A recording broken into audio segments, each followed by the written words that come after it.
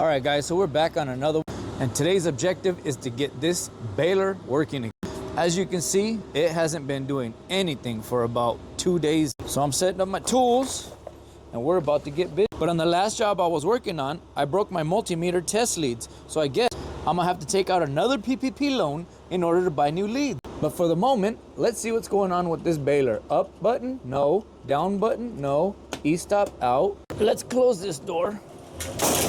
And now, see if we can function. Maybe bolt buttons together. Yeah, it doesn't look like anything's happened. So let me turn this power off, shut her disconnect, and open her up to see all her glory. That's what she looks like inside, boys. And she stinks like wet cardboard. So the first thing I want to do is go straight to the black and white. I just want to see what I'm working with in order to know if I'm going to need some Advil or not. And no, she looks pretty simple and straightforward. So the first thing I'm looking at is a main contact. Up and down cylinder, and a whole hell of a lot of limit switches and door switches. So there's a lot of points of failure. So with all the power cycled back on, I noticed that our main contactor is not sucking in. That means that a condition has not been met. At least that's what I think it means. But we'll find. Since I come from the pygmy gene pool, I'm gonna need a step. So the first thing I wanna do is set my meter to voltage, and I wanna check all the low hanging fruit, which would be our input fuse.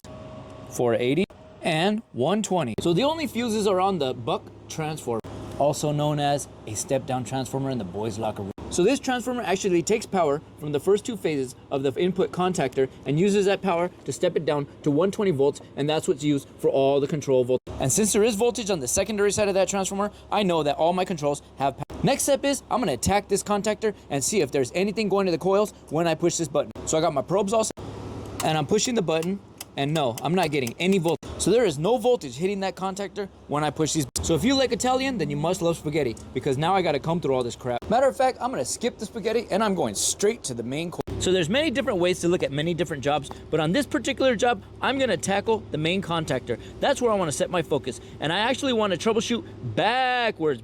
And the first thing along this line is a door switch, a push button, and another door switch. So this unit actually has multiple switches in just about any crevasse you could think of. So the first thing I want to do is check wire 2024 on terminal 16C. And here we have wire 2024 on terminal 16. By the looks of that push button, it looks like when I push that button, I need to get power to this terminal, which actually goes to the contactor. So I absolutely disrespected this contact block and shoved my probe all up in it.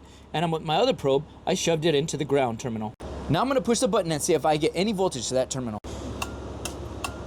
And no voltage. So that's actually very telling. So I'm gonna check my push button next. And we're looking at the down push button, PB202.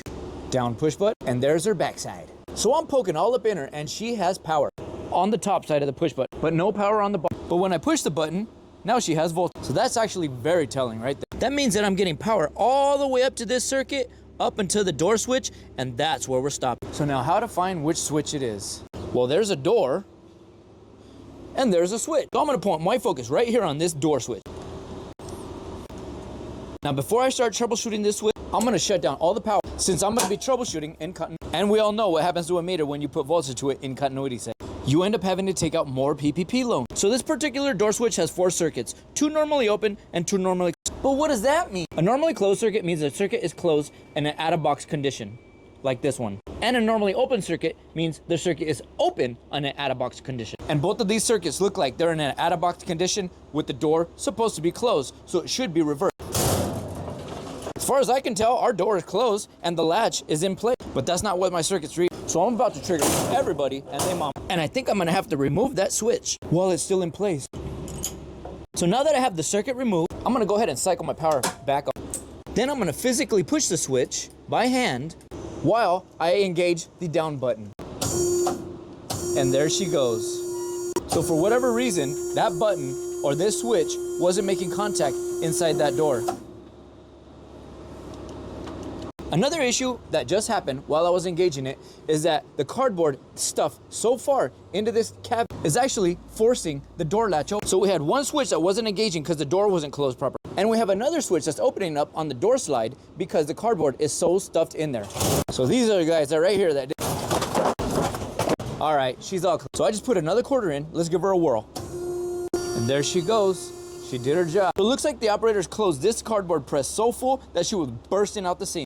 So we had to come through and troubleshoot all the circuits in order to find a door switch that wasn't mated properly because they haven't seated the closing latch against the door, and they stuffed it so full that it was pulling the top door up. Just another day in the life, boys. So go ahead and drop a comment if you've seen anything that I did wrong, or you want any information further on any of these components or how to troubleshoot and diagnose problems. Until then, I'll see you guys on the next one. Stay safe out there.